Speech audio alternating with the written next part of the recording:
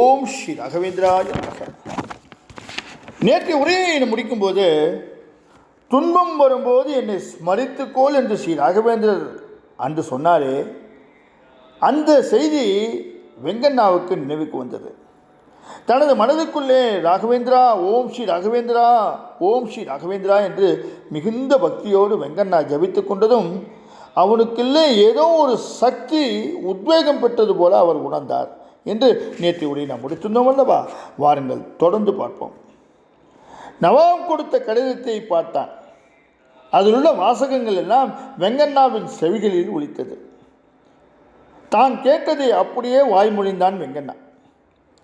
வெங்கண்ணா படித்து சொன்ன விஷயத்தை கேட்டதும் நவாப் பெரிதும் மகிழ்ந்தார். அதாவது நவாப் சித்த மசூத் கான் பொறுப்பில் இருக்கின்ற ராஜ்யத்துடன் மந்திராலயம், அதாவது மாஞ்சாலம் உள்ளிட்ட மேலும் சில கிராமங்களை இணைத்திருப்பதாகவும், ஆதோனி சமஸ்தானம் விரிவடைவதால் தனக்கு பிடித்த யாரையாவது ஒருவரை திவானாக நவாபே நியமித்துக் கொள்ளலாம் என்றும் சுல்தான் பாதுஷா அந்த கடிதத்தில் குறிப்பிட்டிருந்தார்.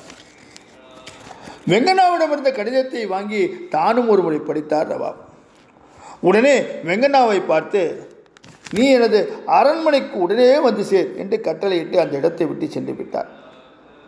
தான் படித்ததில் ஏதோ தவறு நிகழ்ந்திருக்குமோ, அதனால்தான் தன்னை அரண்மனைக்கு வருமாறு கட்டளையிடுகின்றாரோ, நிச்சயம் நான் சாகப் போகின்றேன் என்று தனக்குள்ளேயே மருகி கொண்டான். ஊராரும், பாவம், உனக்கா இப்படி ஒரு நிலை வர வேண்டும்? தலையெழுத்து அவ்வளவுதான், நீ உடனே அரண்மனைக்கு போ, இல்லைனா இந்த கிராமமே பதில் சொல்ல வேண்டி வரும் என்றதும் வெங்கண்ணா மிகுந்த மனக்கலக்கத்தோடு அரண்மனைக்கு சென்றார். நவாப் சித்த மசூத் கானுக்கு வணக்கம் தெரிவித்தான். அதோ அந்த இருக்கையில் போய் உட்கார் என்று நவாப் சொன்னதும் நவாப் தன்னை ஏளனம் செய்கின்றார் என்று எண்ணி அடக்க ஒடுக்கமாக நின்றான். ஏன் தயங்குகின்றாய்? உட்கார், அது உனது ஆசனம்தான். ஏனென்றால் நீதான் இந்த சமஸ்தானத்திற்கு திவான். இனிமேல் பாதுஷா எழுதியிருந்தார் அல்லவா, அதன்படி எனக்கு உன்னை மிகவும் பிடித்து போயிற்று. அதனால் நீயே இனி திவான் என்றதும் வெங்கண்ணா அடைந்த ஆனந்தத்தை அளவிட்டு சொல்ல முடியவே இல்லை. அப்படி ஆனந்தமடைந்தார். நாமும் இனி வெங்கண்ணா என்று சொல்லாமல் திவான் வெங்கண்ணர் என்று அழைக்கப் போகின்றோம். திவான் வெங்கண்ணர் ஸ்ரீ ராகவேந்திர சுவாமிகளின் மகிமையை நினைத்து நினைத்து நெகிழ்ந்து போனார்.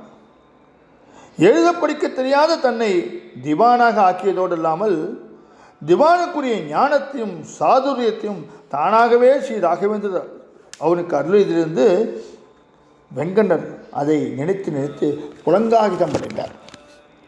திவான் வெங்கண்ணர் நவாப் சித்தி மசூத் கானிடம் சமயம் நேரும்போதெல்லாம் ஸ்ரீ ராகவேந்திர சுவாமிகளின் பெருமைகளை சொல்லி வந்தார்.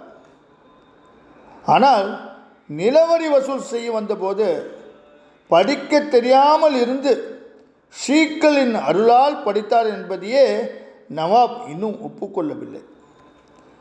நீ பயத்தினால் முதலில் படிக்க தெரியாது என்று சொல்லிவிட்டாய், பின்னர் நான் மிரட்டியதும் படித்து காட்டினாய் என்று நவாப் கூறலானார்.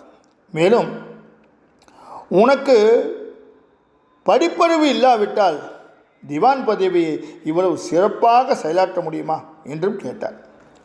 நீங்கள் ஒரு முறை என்னுடைய தெய்வத்தை நேரில் காண வேண்டும், அப்போதுதான் அவரின் மகிமை உங்களுக்கு புரியும் என்றார் வெங்கண்ணர். அதே போல சந்திப்பு வாய்ப்பு கிட்டினால் நான் நிச்சயம் அவரை பரீட்சை செய்து பார்த்து விடுவேன் என்று நவாப் தனக்குள்ளேயே சிரித்து கொண்டே சொல்ல ஆரம்பித்தார். இவ்வாறு இருக்கையில்தான் ஸ்ரீ ராகவேந்திர சுவாமிகள் ஆதோனிக்கு வருகின்றார் என்ற செய்தி வெங்கண்ணருக்கு எட்டியது.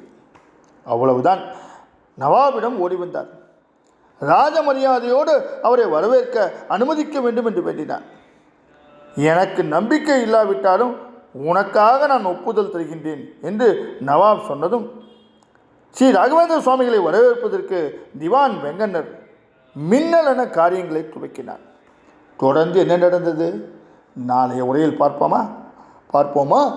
ஓம் ஸ்ரீ ராகவேந்திராய நமக. ஓம் ஸ்ரீ ராகவேந்திராய நமக. ஓம் ஸ்ரீ ராகவேந்திராய நமக.